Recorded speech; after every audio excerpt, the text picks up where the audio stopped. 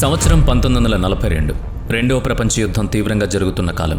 Burma యుద్ధ రంగంలో ఒక భారతీయ సైనికుడిని తీవ్ర గాయాలతో మెడికల్ క్యాంప్కు తీసుకొచ్చారు.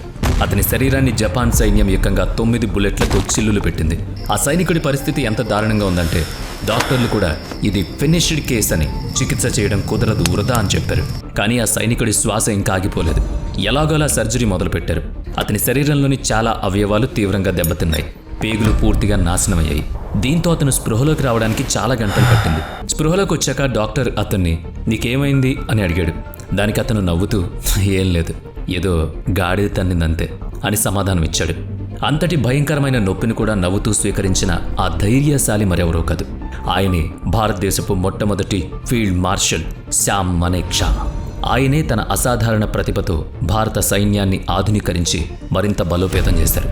అంతేకాదు 1971 ఇండో-పాక్ యుద్ధంలో పాకిస్తాన్ను చిత్తుగా ఓడించి ఏకంగా 93,000 మంది పాకిస్తానీ సైనికులు భారతదేశం ముందు మోకరిల్లేలా చేశారు.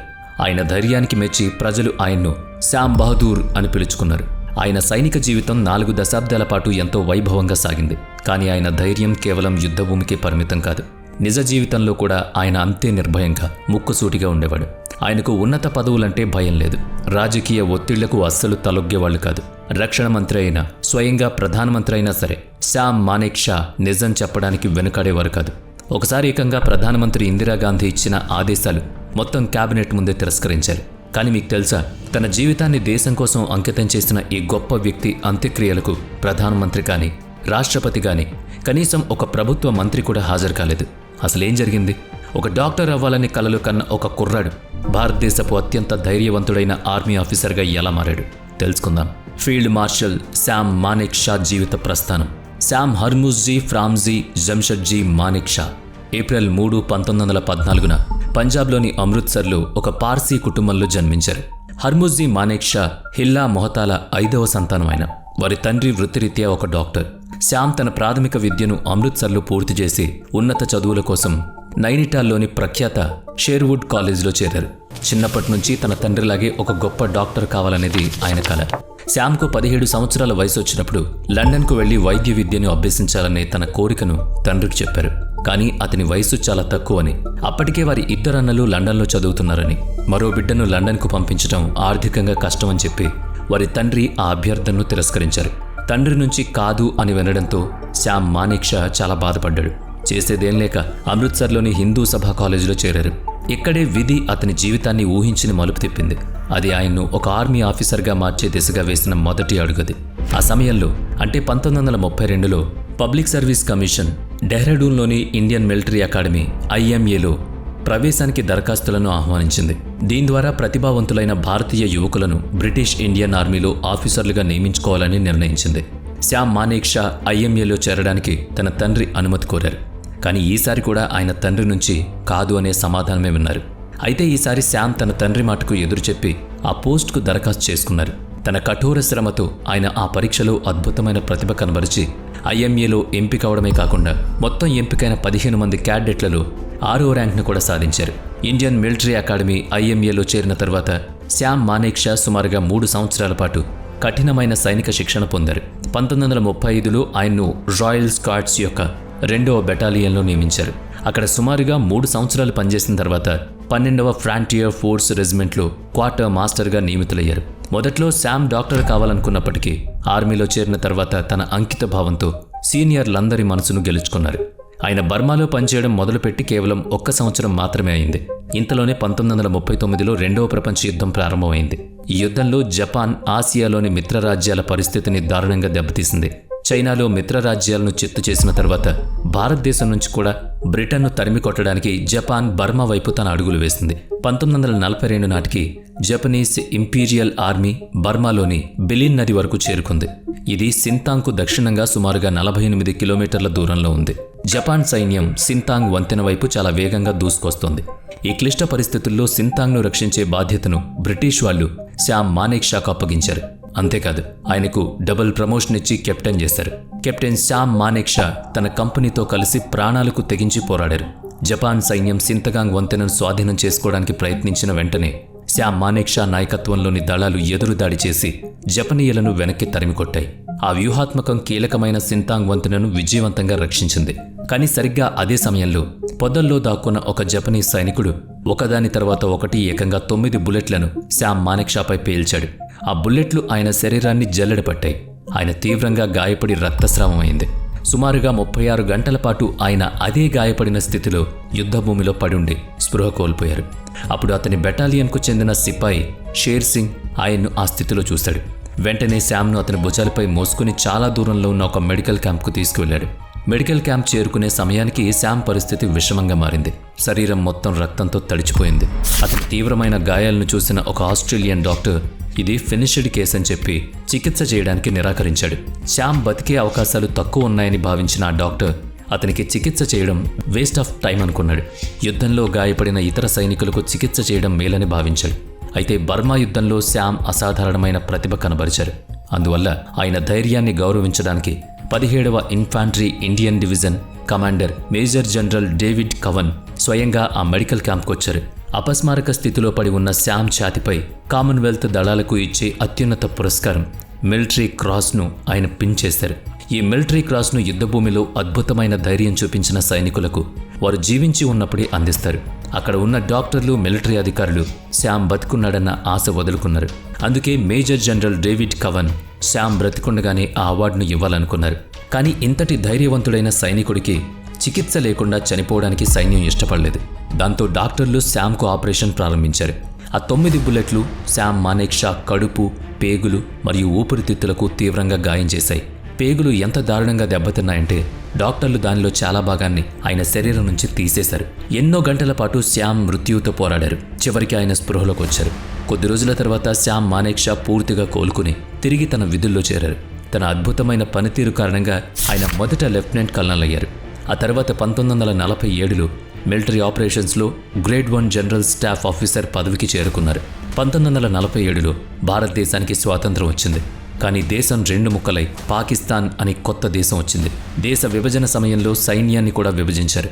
ఈ ప్రక్రియలో శ్యామ్ మానేక్షా పనిచేస్తున్న 12వ ఫ్రాంటియర్ ఫోర్స్ రైఫిల్స్ను బ్రిటిష్ వాళ్ళు పాకిస్తాన్కు కేటాయించారు. ఇప్పుడు ఆయన రెజిమెంట్ పాకిస్తాన్ పరిధిలోకి వెళ్ళిపోయింది. శ్యామ్ మానేక్షా పార్సీ కమ్యూనిటీకి చెందిన వాళ్ళు కాబట్టి ఇతర పార్సీల మాదిరిగానే ఆయనకు కూడా పాకిస్తాన్లో స్థిరపడేందుకు మంచి అవకాశం లభించింది. పాకిస్తాన్ అధ్యక్షుడు మొహమ్మద్ అలీ జిన్నా స్వయంగా పాకిస్తాన్ సైన్యంలో చేరమని ఆఫర్ ఇచ్చారు.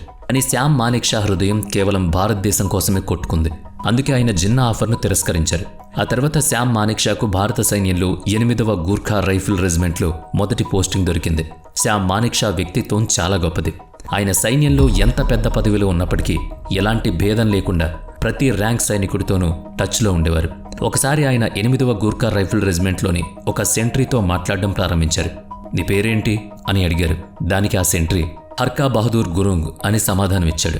అప్పుడు శ్యామ్, నేను నీకు తెలుసా అని అడిగారు. అప్పటికే శ్యామ్ మానేక్షా ధైర్య సాహసాల గురించి సైనికుల మధ్య కథలుగా చెప్పుకున్నారు. అందుకే ఆ సెంట్రీ వెంటనే, అవును సార్, మీ పేరు శ్యామ్ బహదూర్ అని బదులిచ్చాడు. ఆ సమాధానం విని శ్యామ్ మానేక్షా నవ్వేశారు. అప్పట్నుంచే శ్యామ్ మానేక్షా శ్యామ్ బహదూర్గా ప్రసిద్ధి చెందారు. ఆ సమయంలో శ్యామ్ మానేక్షా చెప్పిన ఒక డైలాగ్ చాలా ఫేమస్ అయింది. ఒక వ్యక్తి తనకు చావంటే భయం లేదని చెబితే అతను అబద్ధం చెప్పన్నా ఉండాలి, లేదంటే గూర్ఖా రెజిమెంట్ సైనికుడై ఉండాలి అన్నారు. స్వాతంత్రం వచ్చిన తర్వాత అనేక సంస్థానాలను భారతదేశంలో విలీనం చేయడంలో కూడా శ్యామ్ మానేక్షా కీలక పాత్ర పోషించారు. హోంమంత్రి సర్దార్ వల్లభాయ్ పటేల్ ఆయనపై పూర్తి నమ్మకం ఉంచేవారు. ముఖ్యంగా కశ్మీర్ విలీనం, హైదరాబాద్ విలీనం సమయంలో ఆయన ఒక ఆర్మీ ఆఫీసర్గా ప్రభుత్వానికి ఎన్నో విలువైన సలహాలిచ్చారు. ఆయన యుద్ధ తంత్రాలు, ఇంటెలిజెన్స్ అవగాహన మరియు నాయకత్వ లక్షణాలను చూసి 1952లో ఆయనకు కల్నల్గా పదోన్నతి దొరికింది. 1957లో ఉన్నత కమాండ్ శిక్షణ కోసం ఆయన్ను లండన్లోని ఇంపీరియల్ డిఫెన్స్ కాలేజీకి పంపించారు. 1 సంవత్సరం తర్వాత తిరిగి వచ్చిన వెంటనే ఆయనకు మేజర్ జనరల్గా ప్రమోషన్ దొరికింది. శ్యామ్ మానేక్షా కేవలం ఒక గొప్ప ఆర్మీ ఆఫీసర్ మాత్రమే కాదు, ఒక అద్భుతమైన నాయకుడు కూడా. ఆయన తనకంటే ఎక్కువగా దేశ సైనికుల సంక్షేమం గురించి ఆలోచించేవారు. దేశం కోసం అత్యంత సమర్థులైన సైనికులను తయారు చేశారు. ఈ లక్ష్యాన్ని సాధించడం కోసం ఆయన పెద్ద పెద్ద రాజకీయ నాయకులతో, అధికారులతో విభేదాలు కూడా పెట్టుకున్నారు. ఒకసారి ఆయన డివిజన్లో నిర్మాణ పనులు జరుగుతున్నాయి. అప్పటి రక్షణ మంత్రి వికే కృష్ణ మీనన్ ఒక ఆదేశం జారీ చేశారు. ఆ పనిలో కూలీలతో పాటు సైనికులను కూడా పెట్టాలని. తన సైనికుల పట్ల రక్షణ మంత్రిత్వ శాఖ యొక్క ఈ వైఖరిని శ్యామ్ మానేక్షా అస్సలు సహించలేదు. నా సైనికులు దేశాన్ని రక్షించడానికి శిక్షణ పొందారు, చీప్ లేబర్గా ఉపయోగించుకోవడానికి కాదు అని ఆయన ముఖం మీదే స్పష్టంగా చెప్పారు. ఈ జవాబు తర్వాత శ్యామ్ మానేక్షా కృష్ణ మీనన్ కంట్లో పడ్డారు. అప్పట్లో రక్షణ మంత్రి Krishna Menon army chief general K S తిమ్మయ్యకు అస్సలు పడేది కాదు. వారి మధ్య సంబంధాలు ఎంత దారుణంగా పడిపోయాయంటే జనరల్ తిమ్మయ్యకు ఏదైనా సలహా అవసరమైతే ఆయన ప్రధాని నెహ్రూ లేదా మంత్రి మీనన్ కాకుండా నేరుగా రాష్ట్రపతి డాక్టర్ రాజేంద్ర ప్రసాద్ను సంప్రదించేవారు. ఈ నేపథ్యంలో కృష్ణ మీనన్ జనరల్ తిమ్మయ్యను ఆర్మీ చీఫ్ పదవి నుంచి తొలగించాలనుకున్నారు. అందుకోసం ఒకసారి మాటల మధ్యలో శ్యామ్ మానేక్షాను అడిగారు, మీరు కేఎన్ తిమ్మయ్య గురించి ఏమనుకుంటున్నారని. దానికి శ్యామ్ మానేక్షా ఎంతో ధైర్యంగా, మంత్రి గారు, జనరల్ తిమ్మయ్య నా చీఫ్, ఆయన గురించి నేను వ్యక్తిగత అభిప్రాయాలు కలిగి ఉండను. అలా ఉండడం కూడా సరికాదు. రేపు మీరు నా కింది అధికారులను నా గురించి అదే అభిప్రాయం అడిగితే మొత్తం సైన్యం యొక్క క్రమశిక్షణ దెబ్బతింటుంది. దయచేసి భవిష్యత్తులో ఇలాంటి ప్రశ్నలు ఏ ఆర్మీ ఆఫీసర్ను అడగండి అని సమాధానమిచ్చారు. శ్యామ్ మానేక్షా నుంచి ఇలాంటి మాటలు విన్న కృష్ణ మీనన్కు కోపం వచ్చింది. మీ పాత బ్రిటిష్ ఆలోచన విధానాన్ని మార్చుకోండి. నేను తలుచుకుంటే కేఎన్ తిమ్మయ్యను తొలగించగలను అన్నారు. దానికి శ్యామ్ మానేక్షా తక్షణమే, మీరు నిస్సందేహంగా ఆయన్ను తొలగించవచ్చు, కానీ ఆయన తర్వాత వచ్చే కొత్త చీఫ్ గురించి కూడా నా సమాధానం ఇదే ఉంటుంది అని బదులిచ్చారు. ఇక శ్యామ్ మానేక్షా యొక్క ఈ ముక్కుసూటితనాన్ని, సమయస్ఫూర్తిని మంత్రి కృష్ణ మీనన్ అస్సలు సహించలేకపోయారు. రక్షణ మంత్రి కృష్ణ మీనన్కు శ్యామ్ మానేక్షా ముక్కుసూటితనం అస్సలు నచ్చలేదు. వెంటనే chief of general staff lieutenant general B M కౌల్తో కలిసి శ్యామ్ మానేక్షాను పదవి నుంచి తొలగించడానికి ఒక కుట్ర పన్నారు. శ్యామ్ మానేక్షాపై ఏకంగా 10 తీవ్రమైన ఆరోపణలు మోపారు. ఆయన భారతదేశం కంటే బ్రిటిష్ రాణికి ఎక్కువ విధేయత కలిగి ఉన్నారని, స్వాతంత్రం వచ్చిన తర్వాత కూడా తన కార్యాలయంలో రాబర్ట్ క్లైవ్, వారెన్ హెస్లింగ్ ఫోటోలను ఉంచారని, ఆర్థిక అవకతవకలకు పాల్పడ్డారని, ఛత్రపతి శివాజీ మహారాజును అవమానించారని, మరియు వివాహమైన తర్వాత కూడా ఇతర మహిళలతో అక్రమ సంబంధాలు పెట్టుకున్నారని తీవ్రమైన ఆరోపణలు గుప్పించారు. ఈ సమయంలో ఆయన్ను దేశద్రోహి అని, హిందూ వ్యతిరేకి అని కూడా ముద్ర వేశారు. ఈ ఆరోపణలపై విచారణ జరిపేందుకు సైనిక అధికారులతో ఒక కమిటీ ఏర్పడింది. భారత సైన్యంలో అంతర్గతంగా ఇదంతా జరుగుతున్న సమయంలోనే 1962లో చైనా అకస్మాత్తుగా భారత్పై దాడి చేసింది. చైనా ఆకస్మిక చొరబాటుతో భారత సైన్యం వెనకడుగు వేయాల్సొచ్చింది. రక్షణ మంత్రి కృష్ణ మీనన్ ప్రతికూల వైఖరి కారణంగా అప్పటికే సైన్యం యొక్క మనోధైర్యం దెబ్బతినుంది. తనపై జరుగుతున్న కోర్టు విచారణల కారణంగా శ్యామ్ మానేక్షా యుద్ధంలో పాల్గొనలేకపోయారు. కొంతకాలం తర్వాత విచారణ కోసం ఏర్పాటు చేసిన కమిటీ శ్యామ్ మానేక్షాపై వచ్చిన ఆరోపణలన్నీ అబద్ధాలని తేల్చి ఆయనకు క్లీన్ చిట్ ఇచ్చింది. కానీ అప్పటికే చైనాతో యుద్ధం చివరి దశకు చేరుకుంది. భారతదేశం ఆ యుద్ధంలో ఓడిపోయింది. పరిస్థితి పూర్తిగా చేజారిపోయాక అప్పుడు ప్రధానమంత్రి జవహర్లాల్ నెహ్రూ శ్యామ్ మానేక్షాను పిలిపించి ఆయన దేశభక్తిని ప్రశంసించారు. వెంటనే ఆయనకు లెఫ్టినెంట్ జనరల్గా పదోన్నతి కల్పించి యుద్ధ రంగాన్ని చక్కదిద్దడానికి అరుణాచల్ ప్రదేశ్కు పంపించారు. అక్కడకు చేరుకున్న వెంటనే శ్యామ్ మానేక్షా నిరాశలో ఉన్న సైనికులను ప్రేరేపించడం మొదలుపెట్టారు. సైనికుల్లో ధైర్యం నింపుతూ ఆయన ఇలా అన్నారు, లిఖితపూర్వక ఆదేశాలు లేకుండా ఏ సైనికుడు తన స్థానాన్ని వదిలి వెనక్కి వెళ్ళకూడదు. నేను మీకు హామీ ఇస్తున్నాను, నేను ఉన్నంత వరకు ఎలాంటి ఆదేశాలు జారీ చేయాల్సిన పరిస్థితి ఎప్పటికీ రాదు. ఆయన ధైర్యం ఆయన బెటాలియన్ సైనికుల్లో కూడా ప్రతిబింబించింది. ఆయన ప్రకటన తర్వాత భారత సైనికులు ఎంతో వీరోచితంగా పోరాడి అరుణాచల్ వైపు దూసుకొస్తున్న చైనా సైనికుల అడుగులకు బ్రేకులు వేశారు. అయినప్పటికీ అప్పటికే యుద్ధంలో భారత్ చాలా నష్టపోయింది. అందుకే ఓటమిని చవిచూడాల్సి వచ్చింది. యుద్ధం ముగిసిన తర్వాత ఓటమికి గల కారణాలపై ప్రభుత్వం సమీక్ష నిర్వహించింది. దీనికి ప్రధాన బాధ్యుడిగా రక్షణ మంత్రి కృష్ణ మీనన్ను గుర్తించి ఆయన్ను ఆ పదవి నుంచి తొలగించారు. కాలం గడిచింది. శ్యామ్ మానేక్షా సైన్యంలో తన అద్భుతమైన పనితీరును కొనసాగించారు. 1969లో ఆయన దార్శనికత మరియు ధైర్య సాహసాలకు గుర్తింపుగా ఆయన చీఫ్ ఆఫ్ ది ఆర్మీ స్టాఫ్గా నియమించారు. పూర్తి భారత సైన్యం యొక్క కమాండ్ ఆయన చేతుల్లోకి వచ్చింది. పదవి చేపట్టిన వెంటనే ఆయన భారత సైన్యాన్ని బలోపేతం చేయడం, మెరుగైన ఆకృతినివ్వడం మొదలుపెట్టారు. ప్రజలు ఆయన్ను ఊరికే శ్యామ్ బహదూర్ అని పిలవలేదు. తప్పును తప్పు అని చెప్పడానికి ఆయన ఎప్పుడూ సంకోచించలేదు. ఎదురుగా ఉన్నది ఎవ్వరైనా సరే అతని మాట నిక్కచ్చిగా ఉండేది. ఇక 1971లో పశ్చిమ పాకిస్తాన్ యొక్క దురాఘాతాలను భరించలేక తూర్పు పాకిస్తాన్ నుంచి లక్షలాది మంది ప్రజలు శరణార్థులుగా భారతదేశానికి పారిపోయి రావడం ప్రారంభించారు. కొద్ది కాలంలోనే ఆ శరణార్థుల సంఖ్య కోట్లకు చేరుకుంది. ఇది భారత ప్రభుత్వాన్ని తీవ్ర ఆందోళనకు గురిచేసింది. ఈ పరిస్థితిలో ప్రధానమంత్రి ఇందిరాగాంధీకి ఒకే ఒక్క పరిష్కారం కనిపించింది: పశ్చిమ పాకిస్తాన్పై సైనిక చర్య తీసుకోవడం. దీనిపై చర్చించడానికి ఏప్రిల్ 1971లో ఆమె ఒక కేబినెట్ సమావేశాన్ని ఏర్పాటు చేశారు. ఈ సమావేశానికి పెద్ద పెద్ద మంత్రులతో పాటు ఆర్మీ చీఫ్ శ్యామ్ మానేక్షా కూడా హాజరయ్యారు. సమావేశం ప్రారంభం కాగానే ఇందిరాగాంధీ నేరుగా శ్యామ్ మానేక్షాను అడిగారు, తూర్పు పాకిస్తాన్ నుంచి వస్తున్న శరణార్థుల వల్ల దేశ పరిస్థితి దారుణంగా తయారవుతోంది. మీరు దీని గురించి ఏం చేస్తున్నారు అని. దానికి శ్యామ్ మానేక్షా నిర్భయంగా, ఈ విషయంలో నేను ఏమీ చేయడం లేదు అని సమాధానమిచ్చారు. ఈ సమాధానం విని ఇందిరాగాంధీకి కోపం కట్టలు తెంచుకుంది. ఆమె తీవ్ర స్వరంతో, భారత సైన్యం వెంటనే పాకిస్తాన్పై దాడి చేసి ఈ సమస్యను పరిష్కరించాలని నేను కోరుకుంటున్నాను అని బిగ్గరగా ఆదేశించారు. అప్పుడు శ్యామ్ మానేక్ షా ఇందిరాగాంధీకి బదులిస్తూ, ప్రస్తుతం నా సైన్యం ఈ యుద్ధానికి అస్సలు సిద్ధంగా లేదు. మనం యుద్ధం చేయడానికి తొందరపడితే ఖచ్చితంగా ఈ యుద్ధంలో భారతదేశం ఓడిపోతుంది అన్నారు. అందరి ముందు ఆర్మీ చీఫ్ స్వయంగా ప్రధానమంత్రిని వ్యతిరేకిస్తూ ఇంత ముక్కుసూటిగా మాట్లాడడంతో ఆ గది మొత్తం నిశ్శబ్దంగా మారిపోయింది. ప్రధానమంత్రి ఆదేశాలను ఆర్మీ చీఫ్ తిరస్కరించడంతో ఆ గదిలో అందరూ నోరు మెదపలేకపోయారు. ఇందిరాగాంధీ ఏదైనా మాట్లాడే లోపే శ్యామ్ మానేక్ షా తాను ఎందుకు కాదు అన్నారో వివరించడం ప్రారంభించారు. ఏప్రిల్ నెలలో పాకిస్తాన్పై దాడి చేయడం భారత సైన్యానికి ఎంత పెద్ద తప్పిదమో ఆయన వివరించారు. శ్యామ్ మానేక్ షా ఇలా అన్నారు, మేడం ప్రైమ్ మినిస్టర్, మొదటి కారణం, ఈ సమయంలో ఉత్తర హిమాచల్లో మంచు కరగడం వల్ల అన్ని మార్గాలు తెరుచుకుంటాయి. మనం పాకిస్తాన్తో యుద్ధం ప్రారంభిస్తే చైనా ఈ అవకాశాన్ని వాడుకుని మనపై వెనుక నుంచి దాడి చేయొచ్చు. అప్పుడు భారత సైన్యం ఒకేసారి 2 వైపుల నుంచి యుద్ధం చేయాలి. ఇక రెండవది, ఏప్రిల్ దేశవ్యాప్తంగా ఖరీఫ్ పంటల కోత సమయం. కోత తర్వాత ఈ ధాన్యం దేశంలోని వివిధ ప్రాంతాలకు రవాణా చేయాల్సి ఉంటుంది. యుద్ధం వస్తే వేలాది ట్రక్కులు, రైళ్లను యుద్ధం అవసరాలకు వాడాల్సి ఉంటుంది. దీనివల్ల ఆహార ధాన్యాల సరఫరా ఆగిపోతుంది. దేశం తీవ్రమైన కరువును చూస్తుంది. ఇక మూడవది, ఒకవేళ ఈ యుద్ధం జూన్, జూలై వరకు కొనసాగితే అప్పుడు తూర్పు పాకిస్తాన్లో ఋతుపవనాలు మొదలవుతాయి. మన ఆర్మీ ట్యాంకులు బురదలో కూరుకుపోతాయి. సైన్యం తమ వేగాన్ని కోల్పోతుంది. వాయుసేనకు కూడా ఆ వాతావరణంలో ఆపరేషన్లు చేయడం కష్టం. ఇదంతా చెప్పిన తర్వాత ఆయన చివరిగా ఆయన అసలు నిజాన్ని బయటపెట్టారు. ఏమన్నారంటే, మేడం, అన్నిటికంటే ముఖ్యంగా మన ఆర్మీ డివిజన్లోని 189 ట్యాంకులలో ప్రస్తుతం కేవలం 11 మాత్రమే యుద్ధానికి సిద్ధంగా ఉన్నాయి. అవి సరిపోవు. ఇప్పుడు చెప్పండి, మీరు ఇంకా యుద్ధానికి ఆదేశం ఇవ్వాలనుకుంటున్నారా అని శ్యామ్ మానేక్ షా అన్నారు. శ్యామ్ మానేక్ షా యొక్క ఈ దూరదృష్టితో కూడిన విశ్లేషణ అక్కడ ఉన్న మంత్రులందరినీ మౌనంగా మార్చేసింది. ఇందిరాగాంధీ వెంటనే కేబినెట్ సమావేశాన్ని ముగించారు. అందరితో పాటు శ్యామ్ మానేక్ షా కూడా వెళ్లడానికి లేవగా ఇందిరాగాంధీ ఆయన్ని ఆగమని సైగ చేశారు. తాను అంత గట్టిగా మాట్లాడినందుకు ఇందిరాగాంధీ తనపై కోపంగా ఉన్నారని, తన రాజీనామా అడుగుతారని శ్యామ్ భావించారు.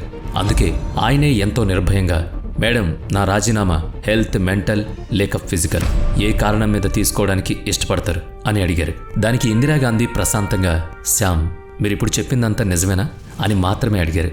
శ్యామ్ మానేక్ షా నవ్వుతూ, నా పని దేశం కోసం యుద్ధాలు చేయడం, వాటిని గెలవడం, అందుకే మీకు నిజం చెప్పాను మేడం అన్నారు. ఆ తర్వాత శ్యామ్ మానేక్ షా ఇందిరాగాంధీకి ఒక వాగ్దానం చేశారు. తనకు పూర్తి స్వేచ్ఛ ఇచ్చి యుద్ధ సన్నాహాలకు తగినంత సమయం ఇస్తే సమయం వచ్చినప్పుడు పాకిస్తాన్ను మట్టి కరిపిస్తానన్నారు. ఇందిరాగాంధీ వినాలనుకున్నది అదే. ఆమె వెంటనే శ్యామ్ మానేక్ షాకు ఆయన ప్రణాళిక ప్రకారం ముందుకు వెళ్లడానికి పూర్తి స్వేచ్ఛనిచ్చారు. ఆ తర్వాత శ్యామ్ మానేక్ షా చాలా నెలల పాటు యుద్ధ సన్నాహాల్లో మునిగిపోయారు. ఈ పోరాటం తూర్పు పాకిస్తాన్ స్వాతంత్రం కోసం కాబట్టి శ్యామ్ అక్కడ ముక్తివాహిని యోధులకు కూడా శిక్షణ ఇవ్వడం మొదలుపెట్టారు. కొంతకాలం తర్వాత ఒకరోజు ఇందిరాగాంధీ సరదాగా శ్యామ్ని, ఏంటి శ్యామ్, ఈసారైనా యుద్ధానికి సిద్ధంగా ఉన్నారా అని అడిగారు. దానికి శ్యామ్ నవ్వుతూ, ఐఎమ్ ఆల్వేజ్ రెడీ మ్యామ్ అని సమాధానమిచ్చారు. భారతదేశం తూర్పు పాకిస్తాన్ నాయకులకు ముక్తివాహినికి సహాయం చేస్తుండడంతో పాకిస్తాన్ సహనం కోల్పోయింది. డిసెంబర్ 3, 1971న పాకిస్తాన్ మొదట భారతదేశంపై దాడి చేసింది. శ్యామ్ మానేక్ షా నాయకత్వంలో భారత సైన్యం అప్పుడు యుద్ధానికి పూర్తిగా సన్నద్ధంగా ఉంది. ఇరువైపులా భీకర యుద్ధం మొదలైంది. శ్యామ్ మానేక్ షా అద్భుతమైన యుద్ధ వ్యూహాలు, పకడ్బందీ ప్రణాళిక ముందు పాకిస్తాన్ సైన్యం ఏమాత్రం ఆగలేకపోయింది.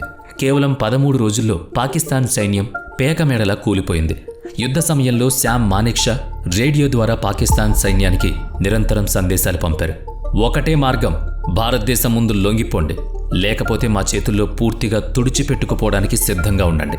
లొంగిపోవడంలో తప్పు లేదని, ఒకవేళ వాళ్ళు ఓటమిని అంగీకరిస్తే భారత్ వాళ్ళని గౌరవంగా చూసుకుంటుందని కూడా ఆయన హామీ ఇచ్చారు. చివరకు డిసెంబర్ 16, 1971న పాకిస్తాన్కు చెందిన 93,000 మంది సైనికులు భారత సైన్యం ముందు లొంగిపోయారు. ఈ విధంగా శ్యామ్ మానేక్ షా కొన్ని నెలల క్రితం ప్రధానమంత్రి ఇందిరాగాంధీకి ఇచ్చిన మాటను నిలబెట్టుకున్నారు. ఇక శ్యామ్ మానేక్ షా కేవలం యుద్ధ భూమిలోనే కాదు, నిజ జీవితంలో కూడా తన చమత్కారానికి, సమయస్ఫూర్తికి ప్రసిద్ధి పొందాడు. 1971 యుద్ధానికి సంబంధించి ఒక ఆసక్తికరమైన సంఘటన ఉంది. 1947లో దేశ విభజనకు ముందు శ్యామ్ మానేక్ షా మరియు 1971 యుద్ధ సమయంలో పాకిస్తాన్ అధ్యక్షుడిగా ఉన్న హయ్యా ఖాన్ ఇద్దరు బ్రిటన్, ఇండియాలో ఆర్మీలో సహోద్యోగులు. 1971 యుద్ధానికి ముందు శ్యామ్ మానేక్ షా మరియు పాకిస్తాన్ అధ్యక్షుడు యాహ్యా ఖాన్ బ్రిటిష్ ఇండియా ఆర్మీలో పనిచేస్తున్నప్పుడు మంచి స్నేహితులు. దేశ విభజనకు ముందు యాహ్యా ఖాన్ శ్యామ్ మానేక్ షా నుంచి 1000 రూపాయలకు ఒక అమెరికన్ మోటార్ సైకిల్ను కొనుగోలు చేశారు. కానీ ఆ డబ్బులు చెల్లించలేదు.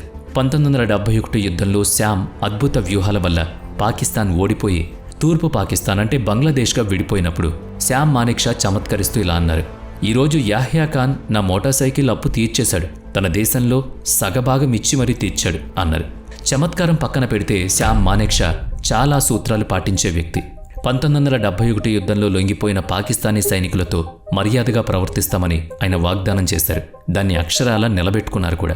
అయితే పాకిస్తానీ సైనికుల పట్ల శ్యామ్ చూపిన ఈ గౌరవప్రదమైన ప్రవర్తన చాలామంది భారత మంత్రులకు నచ్చలేదు. క్యాబినెట్లో కూడా ఆయనకు వ్యతిరేకంగా స్వరాలు వినిపించాయి. శ్యామ్ మానేక్షా లొంగిపోయిన పాకిస్తానీ సైనికులను తన సొంత అల్లులా చూసుకున్నారు అని నాయకులు అరిచారు. ఆ తర్వాత శ్యామ్ మానేక్షా పాకిస్తాన్లోని లాహోర్కు వెళ్లాల్సి వచ్చింది. ఆ సమయంలో పాకిస్తాన్లో భారతదేశం పాక్ సైనికులకు సరిగ్గా అన్నం కూడా పెట్టడం లేదు అనే వదంతులు వ్యాపించాయి. కానీ శ్యామ్ లాహోర్లో అడుగుపెట్టినప్పుడు అక్కడి గవర్నర్ సిబ్బందిలో ఒకరు తన తలపాగా శ్యామ్ కాళ్ల దగ్గర పెట్టి అందర్నీ ఆశ్చర్యపరిచారు.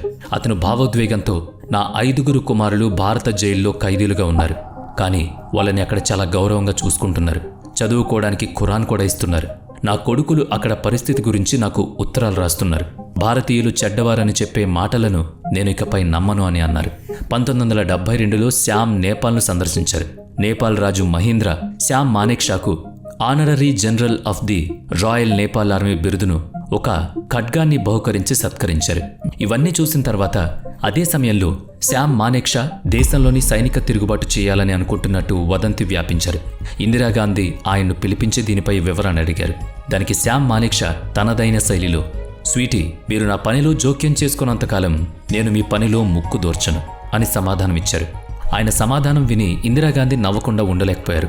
భారత సైన్యానికి శ్యామ్ మానేక్షా చేసిన అమూల్యమైన సేవలకు గాను 1972లో ఆయనకు దేశ 2వ అత్యున్నత పౌర పురస్కారం పద్మ విభూషణ్ లభించింది.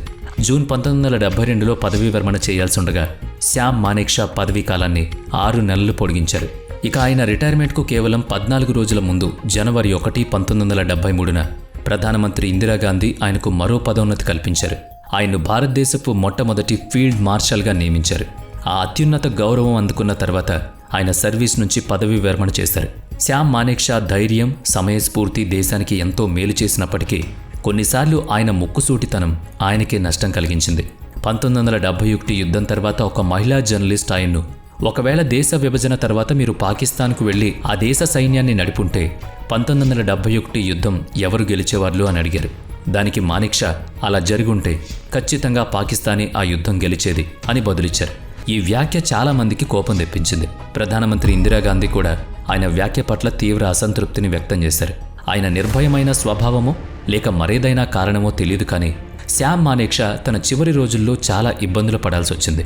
వాస్తవానికి ఫీల్డ్ మార్షల్ పదవిలో ఉన్న వ్యక్తి ఎప్పటికీ పదవి విరమణ చేయరు. అది జీవితకాల హోదా.